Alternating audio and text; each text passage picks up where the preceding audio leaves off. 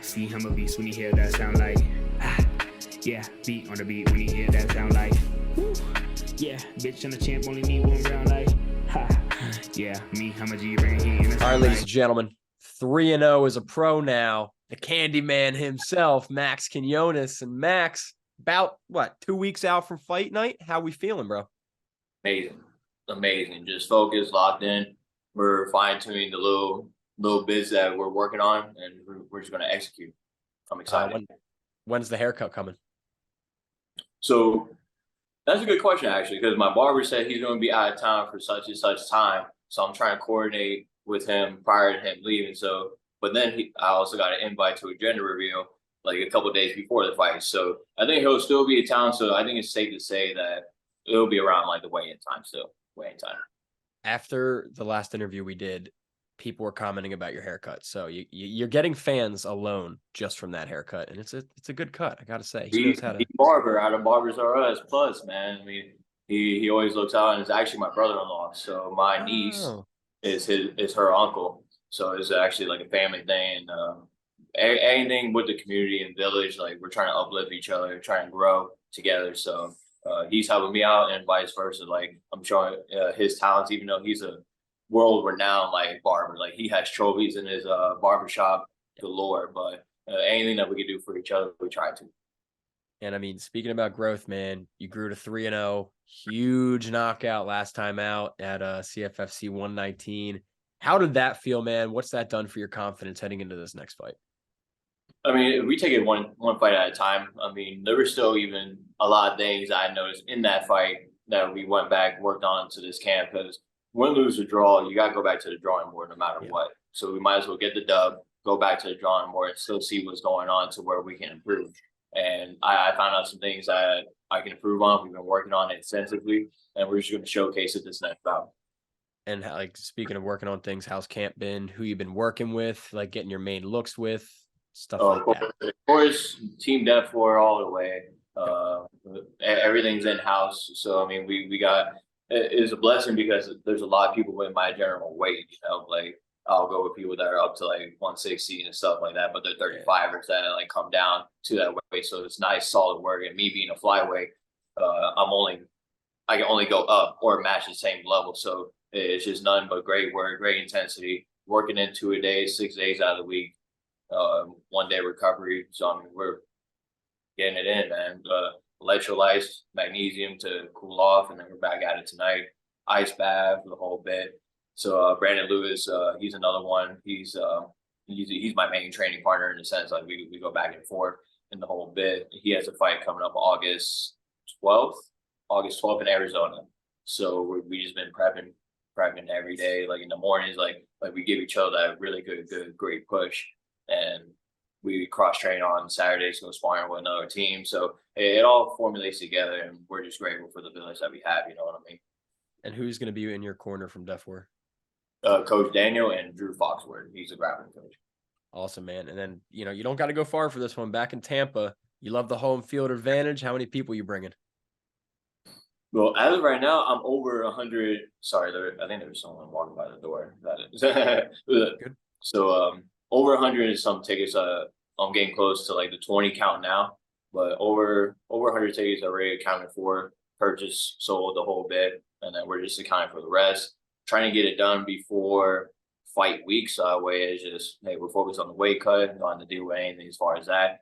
And then whoever wants to coordinate, I have so many people that are part of the tribe to where like they'll go run out tickets and stuff like that for me. So we're bringing in a crowd. We're definitely bringing in a crowd, and it's even random people that were just fans from the last fight. So it's really cool. Really cool seeing that. And how many people you think your boy Tyler Howell is going to bring from Washington? All of 10, maybe? No idea. No idea. I mean, that'd be cool if he's able to bring some people, because that means that those local people have that really good, strong base for him, and those are people you want on your team. If they're willing to go cross country with you. It's a hike. That's all I meant by that.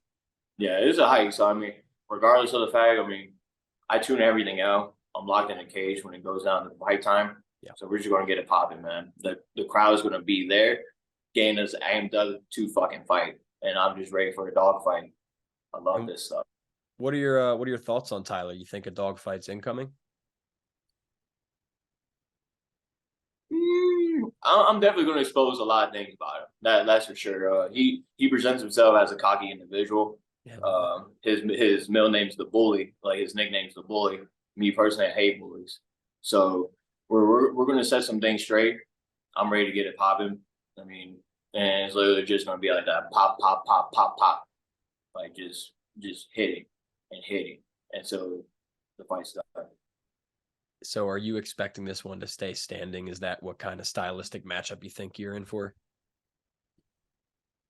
It could be wherever. I mean, the way his style looks, I mean, he can come from different angles and try to like engage in fake shots and the whole bit. But the way my stance and my ideology is with this fighting, I'm going to see everything coming. Like he's very telegraphic. And like I said, we're just going to expose some holes. We're going to expose some holes. And, you know, he's from more of a regional promotion in the Northwest. He's never fought in Cage Fury. This will be his debut with the promotion. That being said, without giving like, you know, too much away of what you're going to throw, what is he in store for with this next caliber of opponents in Cage Fury? Because you guys, even though people say you're regional fighters, you're not, you know, you're the step down from the UFC. You guys are like the best regional promotion in the world. So what's he in store for in terms of talent? A wake up call. A wake up call at the end of the day. I mean, man, like I just visualize and I see these like different outcomes that are going to happen in the fight to where like it's really going to separate those people that are on the local regional scene to, hey, like I know I belong. I know I belong with the big dogs. I'm just not there yet. But as I keep knocking down these roadblocks, he's just gonna experience that. Like I'm a different caliber, and it's because of the work and the team that I'm attributing myself with that is getting me there. Like been through a lot of things, but this is another stepping stone to overcome, and he's gonna realize that like it's not just like a little fight, like it's a dog fight. Like, and there's so much purpose behind like my motivation. I think that's the biggest thing, just like the difference in opponents. Like I'm not gonna go down easy. That's for damn sure. I ain't going down at all, let alone easy. So that's the biggest thing, the mental. And you have 2 second-round finishes in a row right now. Can we get a prediction for this one? You think we're seeing another second, maybe a first? It's all in God's hands. As soon as it connects though, I think it might be a pretty earlier one. I think an earlier one if we were to make a prediction, but as the fight goes, I'm in shape for all of it. So I'm just going to keep on pop. One of those pops is going to make him drop. I see it. Man, what I'm watching is every time you hit him, I'm going to be saying like, pop, pop, pop.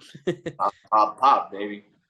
Love it, dude. Love it. And, you know, a win here, man, that's 4-0 as a professional. That's when, like, you know, that's the record that gets up there. People are like, okay, it's Max Quinones guy. He's no fucking joke. So how many more fights you want to get in 2023, ideally?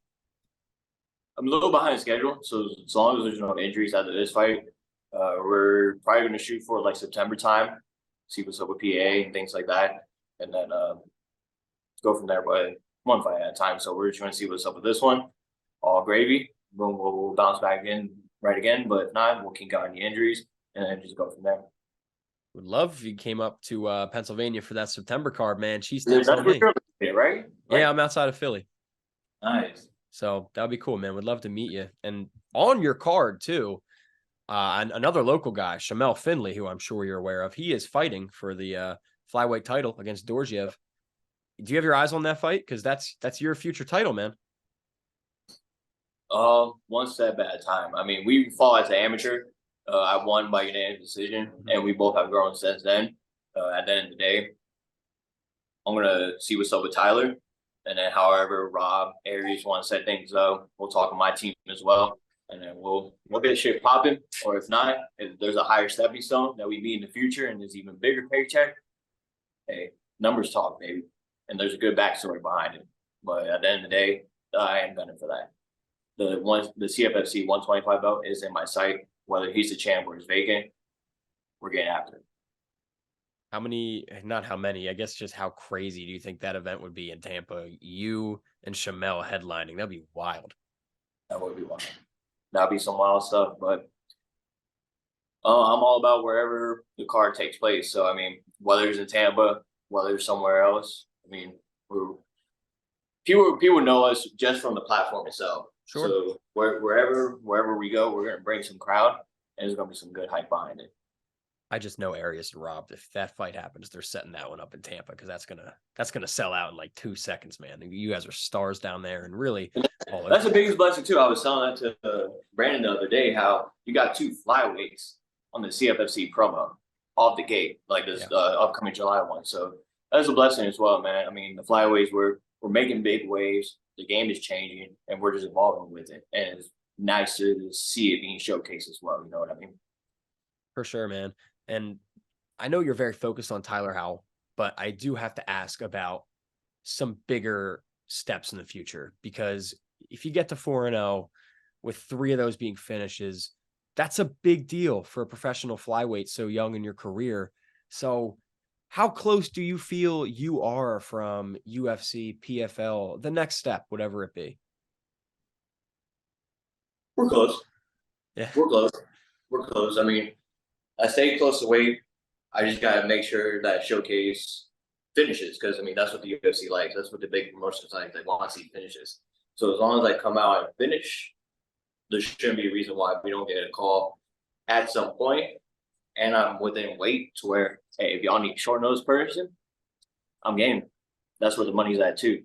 So we're close. We're close, but definitely Tyler first. Definitely Tyler first. I mean, I think it's like 80% of CFFC title holders are in the UFC. So exactly, that's the plan. That's the plan. And that is attributes to like the small goals, you know what I mean? So like once you obtain that, then it's like, all right, the next step is boom. Because that's really what it comes down to. That you get the local people that go to a regional show. You already know damn near they're going to be champions at their weight class. The name to do with their name, and the like, even though CFFC isn't like a regional show, but like in that category of regional shows, and you get that point, then you become a champion there. Then you go to UFC or contender. Then you move on, and so on and so forth. So that's how the line is looking like and how it's going. We're just going to keep riding away. Awesome, man. And then for your career, is flyweight the home? Do you ever anticipate a move to bantamweight? What are your thoughts there? I mean, when I get fat at some point, probably. You think you're gonna get fat? I mean, the metabolism slows down at some point. I'm blessed because I have a fast metabolism, and I'm a workhorse. So I mean, as long as I'm keeping this length, this physique, everything as far as that, we're good in weight. 125 is home. I want to be known for making that statement at 125 and being the one that changes the game for 125. Like Demetrius Johnson is a great idol. Harry Cejudo, like he great stylistically in the sense, like his combat background, but the way he throws shenanigans and stuff is like, and I want to be different from all that. Brandon Moreno and Figueroa, they were the last chance for God knows how long, how many years. I want to be the new difference, the new era that comes in. And like, do you have a personal goal in mind for what year or when you would like to start that climb in the top would be? Repeat that question, like into the UFC or just just UFC, like I don't know. Yeah, let me. That was kind of a broad question, so let me put it that way. When do you want your first UFC fight to be? You have a date in mind at all, like for yourself? Within a year from now. My birthday's coming up July 14th, so within that year, absolutely. Hey, as a fan, age as immediate. Sorry, say it again. I cut you off. Age 28, we're in there for sure. No ifs, ands, or buts. And then I was just going to say, as a fan, as a media member, you're getting me excited because I think that's extremely doable, especially at the trajectory you're on and the wins you've been getting, man. And 122 in a couple weeks is just another chance to do it. And Max, that was a pretty quick interview, man. I always enjoy talking, but before we get out of here, I do want to give you the opportunity with all the fans you have and the stardom you're getting in CFFC and beyond. Is there anything you would like to say to everybody? If so, the mic is yours. Well, first, all glory to God. Thank you to my supporting, loving wife, family, the village I have at home, my team, Def War. Thank you guys for always giving me that mental push, that drive, that motivation, that inspiration to keep going forward. And of course, the sponsors, they always look out. Barbers R Us, like I mentioned before, D Barber, Angry Elephant, Gene, Valrico, and things like that. Since day one, they've been with me.